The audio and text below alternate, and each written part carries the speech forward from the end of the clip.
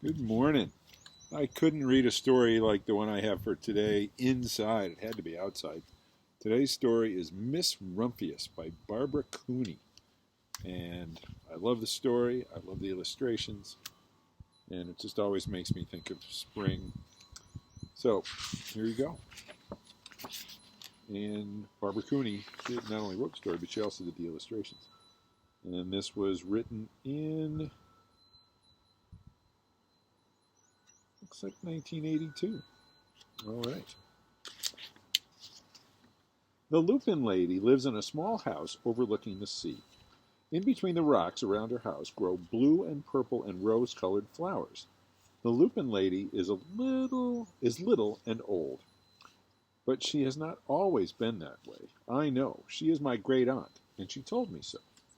Once upon a time, she was a little girl named Alice, who lived in a city by the sea.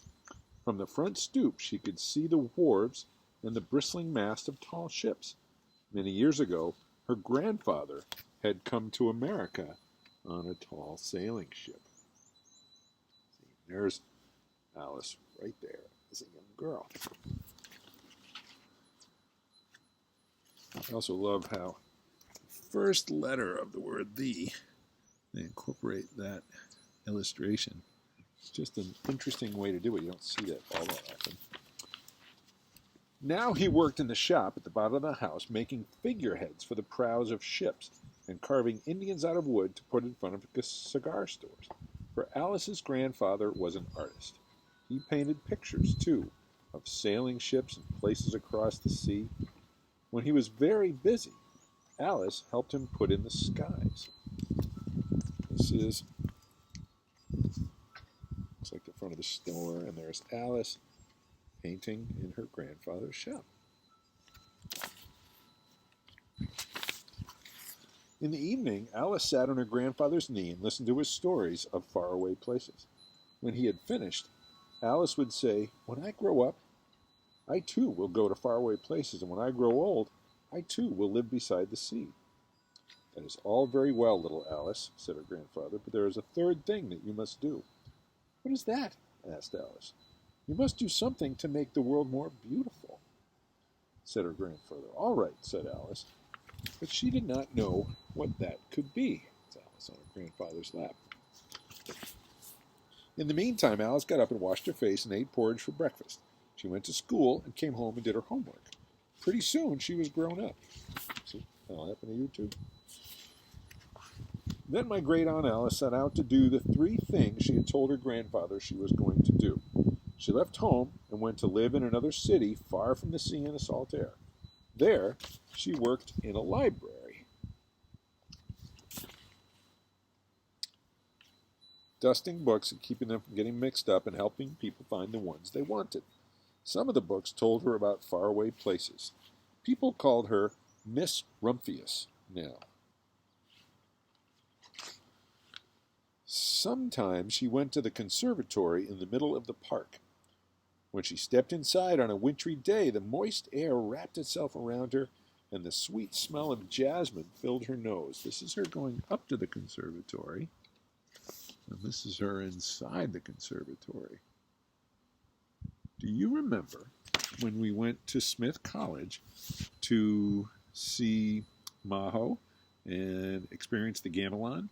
We also visited the plant house, the Lyman Plant House at Smith College, and that's what this reminds me of very much. Even the architecture looks kind of the same. "This is almost like a tropical isle," said Miss Rumphius, "but not quite." So Miss Rumphius went to a real tropical island where people kept cockatoos and monkeys as pets. She walked on long beaches, picking up beautiful shells. One day she met the Bapa Raja, the king of a fishing village. "You must be tired," he said. "Come into my house and rest." That is her meeting the Bapa Raja. So Miss Rumphius went in and met the Bapa Raja's wife. Bapa Raja himself fetched a green coconut, cut a slice off the top so that Miss Rumphius could drink the coconut water inside.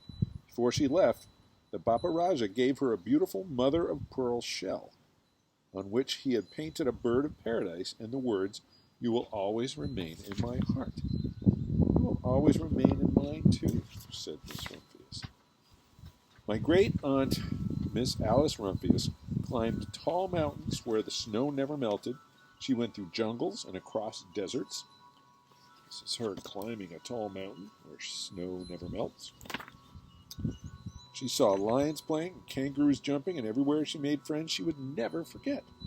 Finally, she came back to the land of the lotus eaters, and there, getting off a camel, she hurt her back. "What a foolish thing to do," said Miss Rumphius. "Well, I have certainly seen faraway places. Maybe it is time to find my place by the sea." And it was, and she did. From the porch of her new house, Miss Rumphius watched the sun come up. She watched it across the heavens and sparkle on the water, and she saw it set in glory in the evening. She started a little garden among the rocks that surrounded her house. She planted a few flower seeds in the stony ground. Miss Rumphius was almost perfectly happy. Here is Miss Rumphius in her house. It looks like Maine to me, even though it might not be.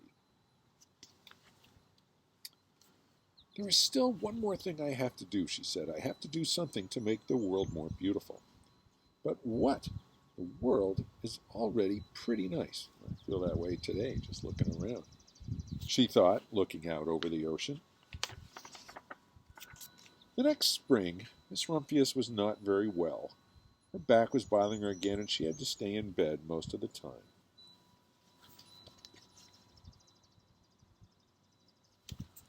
The flowers she had planted the summer before had come up and bloomed in spite of the stony ground. She could see them from her bedroom window, blue and purple and rose-colored. "Lupins," said Miss Rumphius with satisfaction. "I have always loved lupins the best. I wish I could plant more seeds this summer so that I could have still more flowers next year." But she was not able to. If you look closely, here you see the lupins. Have you seen those flowers near your house anywhere? Again, if you look at the cover, those are lupins. You probably have seen them somewhere. But she was not able to. After a hard winter, spring came. Miss Rumphius was feeling much better. Now she could take walks again. One afternoon she started to go up and over the hill where she had not been in a long time. "I don't believe my eyes," she cried when she got to the top, for there on the other side of the hill was a large patch of blue and purple and rose-colored lupins. And if you'll notice, that's the same picture from the cover, right there. "It was the wind," she said as she knelt in delight. "It was the wind that brought the seeds from my garden here, and the birds must have helped." Then Miss Rumphius had a wonderful idea. She hurried home and got out her seed catalogs. She sent off to the very best seed house 5 bushels. A bushel is a big, big basket. You might fit in a bushel basket. Well, probably not, but close. All that summer, Miss Rumphius, her pockets full of seeds, wandered over the fields and the headlands, sowing lupins. She scattered seeds along the highways and down country lanes. She flung handfuls of them around the schoolhouse and the back of the church. She tossed them into hollows and along stone walls. There's Miss Rumphius walking along, tossing seeds. Her back didn't hurt anymore at all. Now some people called her that crazy old lady. Now I'm going to make a text-to-self connection. They talked about wandering over the fields and the headlands. The headlands are these kind of hilly areas right near the water. And when I visit Rockport, Mass., which is right on the Atlantic Ocean, there's an area called the Headlands. It's my absolute favorite place. It's a huge rock area right on the water, and I could sit there for hours and just look.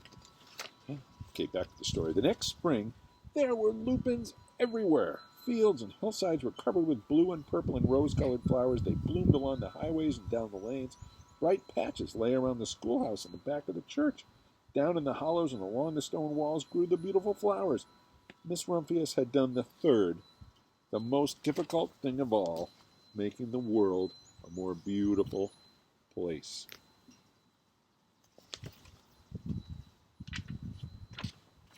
My great aunt Alice, Miss Rumphius, is very old now. Her hair is very white. Every year there are more and more lupins. Now they call her the Lupin Lady. Sometimes my friends stand with me outside her gate, curious to see the old lady who planted the fields of lupins. When she invites us in, they come slowly. They think she is the oldest woman in the world. Often she tells us stories of faraway places. When I grow up, I tell her, I too will go to faraway places and come home to live by the sea. That is all very well, little Alice, says my aunt. But there is a third thing you must do. What is that? I ask. You must do something to make the world more beautiful. All right, here is Miss Rumphius talking to a group of children.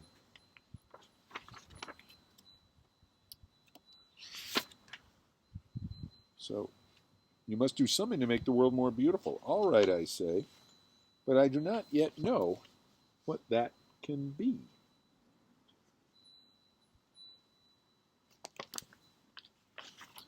That's the end. What would you do to make the world more beautiful? We planted plants and flowers this week and this weekend, so that'll help around our little place. But what could you do? Think about it. Let me know if you want to tell me. Have a good day.